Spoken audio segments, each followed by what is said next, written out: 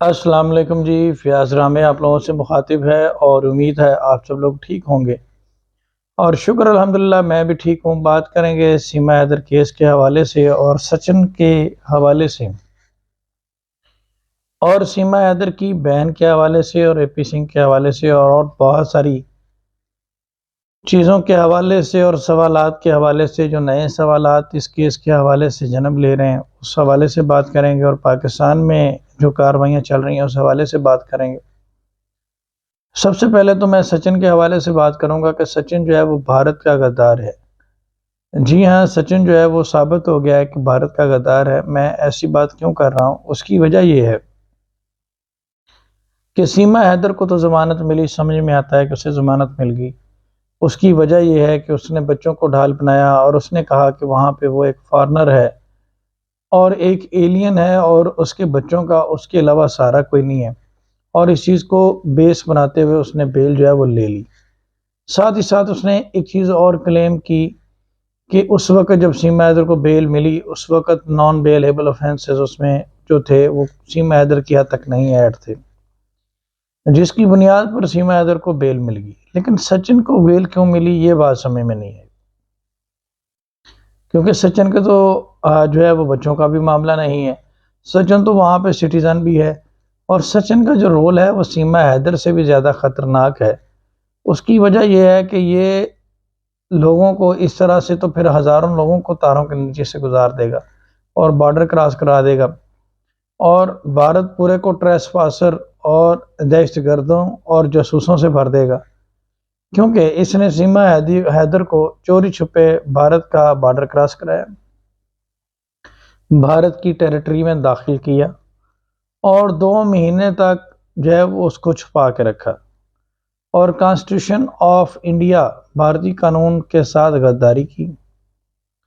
جو کہ کسی سٹیزن کو اس چیز کا اختیار نہیں ہے کہ وہ کسی اللیگل ٹریس پاسر اللیگل امیگرینٹس کو پناہ دے۔ تو 2 مہینے تک اس نے چھپا کے رکھا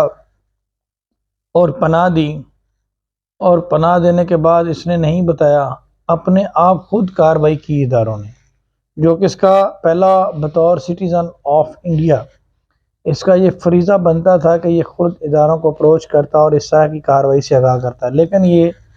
ایسوسیٹ پارٹنر ان کرائم بنا سیما حیدر کا، اور اس نے تمام تر معاملات میں سیما حیدر کو فیسیلیٹیٹ کیا۔ اب ہمیں نہیں سمجھ آتی کہ سچن کے اوپر غداری کا مقدمہ کیوں نہیں چلایا جاتا، بھارتی قانون کی دھجیاں اڑانے کا، کانسٹیٹیوشن کی دھجیاں اڑانے کا مقدمہ اس کے اوپر کیوں نہیں چلایا جاتا۔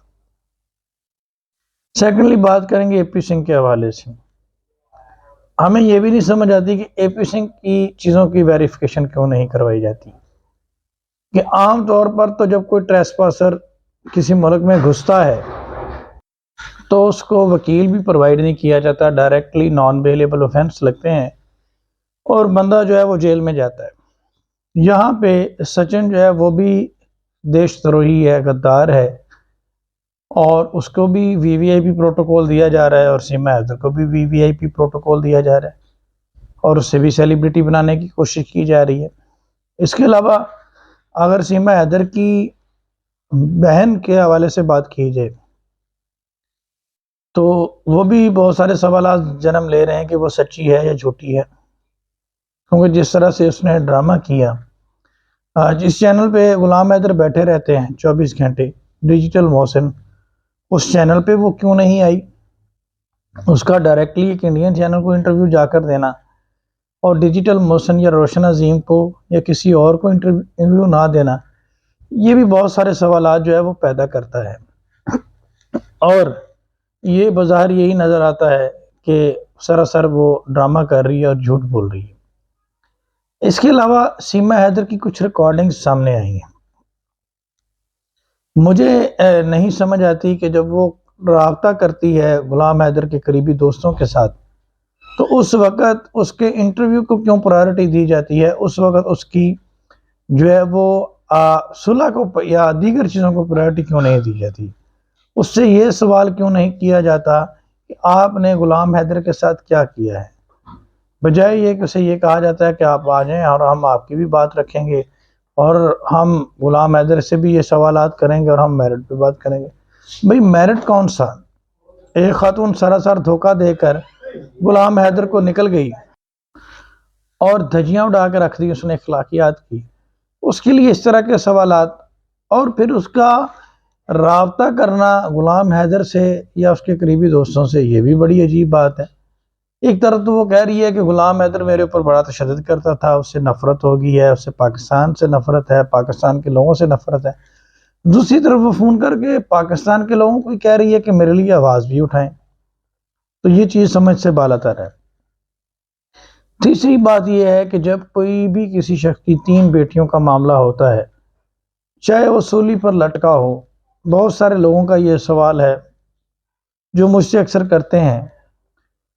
کہ وہ فی الفور تمام کام کاج چھوڑ کر بھارت پہنچ جاتا ہے یا پاکستان آ جاتا ہے یا کاروائی کرتا ہے۔ اب غلام حیدر کی والدہ بھی بیمار ہے، زندگی کی آخری سانسیں گن رہی ہے، اور اس کے بیوی بچے تو آلریڈی اس کے پاس نہیں ہیں۔ اب ہمیں نہیں سمجھ آ رہی کہ وہ کس چیز کا ویٹ کر رہا ہے۔ اگر اسے وکیل اچھا نہیں ملا تو وہ وہاں پہ بیٹھا کیا کر رہا ہے؟ بھارت میں ایمن رضوی ہیں، آستہ ماں ہیں، اے کے مشرا صاحب ایک ہیں، انہوں نے کہا کہ میں آپ کو گھر دوں گا، بنگلہ دوں گا، ٹکٹ دوں گا، سارا کچھ دوں گا، آپ بھارت آ جائیں اور اپنے بچے لے جائیں۔ اس طرح سے بھارت میں بہت سارے لوگ ہیں، تو وہ پاکستان میں ہم لوگ اس سے یہ بات کر رہے ہیں،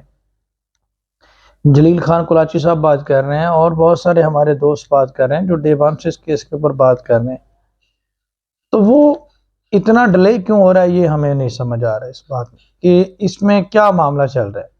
آخرکار لوگوں کے سوالات سے تنگ آ کر ہمیں یہ بات کرنا پڑ رہی ہے کہ اس میں کیا وجہ ہے۔ میں اس میں یہی کہوں گا کہ غلام حیدر کو ان تمام تر سوالات کے جوابات خود آ کر دینے چاہیے، اور خود لوگوں کو کلیئر کرنا چاہیے کہ اس کے پیچھے بیہائنڈ دا پکچر کیا معاملات ہیں، تاکہ لوگوں تک اصل حقائق جو ہے وہ پہنچ سکیں۔ انہیں سیما حیدر کی بہن کے بارے میں بھی بتانا چاہیے،